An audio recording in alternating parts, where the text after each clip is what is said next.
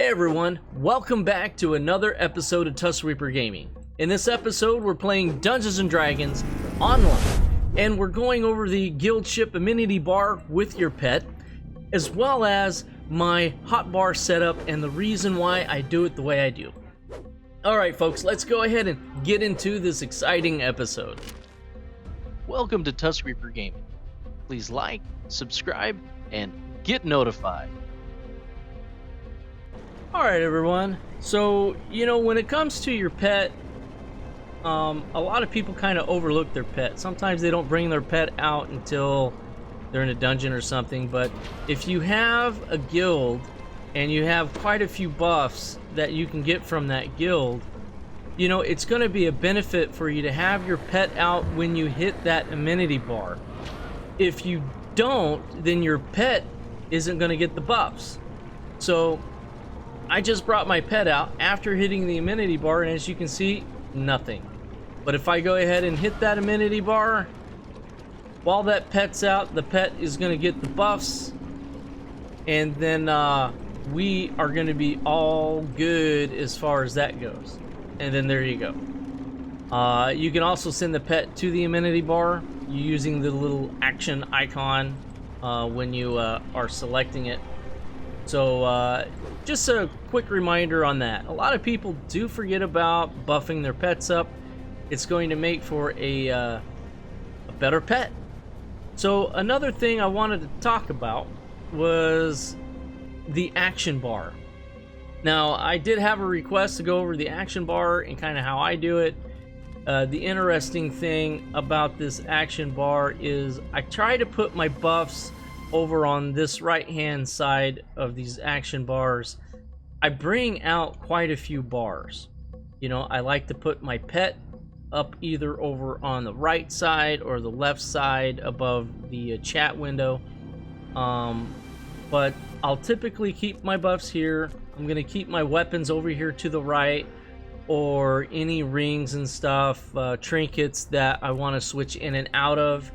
You can switch in and out of these quite quickly just by selecting your trinket or your rings or necklace, weapons.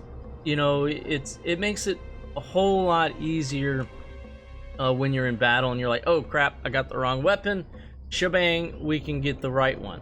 Now I tend to put my melee skills up here on the left side, trip, sunder, and then some other skills, and then a few heals. So all I have to do is just hit the number button, like number 1, number 2, and then I'm right back on the WAD buttons, S, just so I can keep my keyboard action. I don't have to go very far.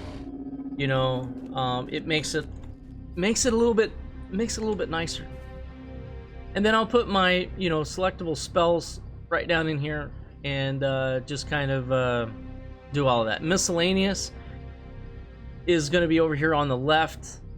It is pretty simple. I try to keep my heals together, as you can see.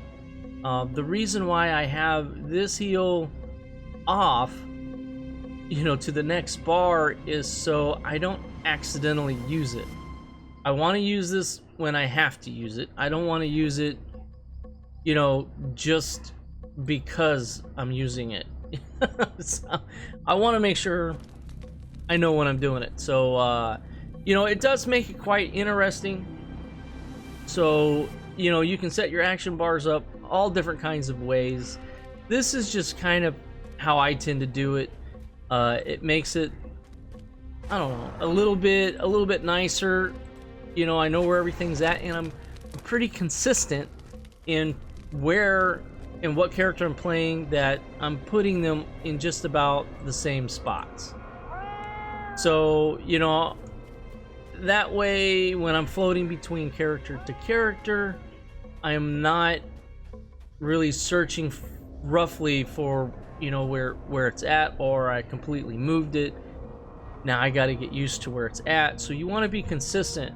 If you have quite a few characters like I do, this is typically where my heals are. you know, and this is where my trip and sunder is, and this is where my weapons are. You know, yes, I'm gonna have different weapons and whatnot from time to time, but you know, I know where all of that's at. So that is kind of the quick tip of the day there, if you will. And you know, have fun. This character is still on the hardcore character, so hardcore server, that is. And I don't know, I love this druid. So this druid is pretty cool, very powerful. The one thing that you're gonna want to do when you come to Ravenloft is if you can use wands, go to House Durasco, get yourself a remove disease wand and a remove curse wand. Now this druid cannot use the remove curse wand, so I had to spend a little bit of coin to get 30 potions of curse removal. The reason why you want to do that is if you get mummy rot. Now mummy rot is a pretty bad disease. It's going to nickel and dime you till you're dead, and because this is the hardcore server, I want to prevent an easy death from happening by, you know, curing the mummy rot. I don't want to neglect in not curing it. So remove curse, and then boom, remove disease, and then it's done.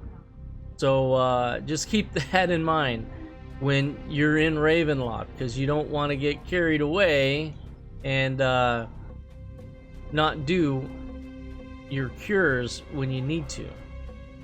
Alright guys, so well, that's the quick tip. Alright guys, so thanks for tuning in. We'll catch you next episode. Thank you for watching Tusk Reaper Game. If you haven't already, please like, subscribe, and hit that notification bell.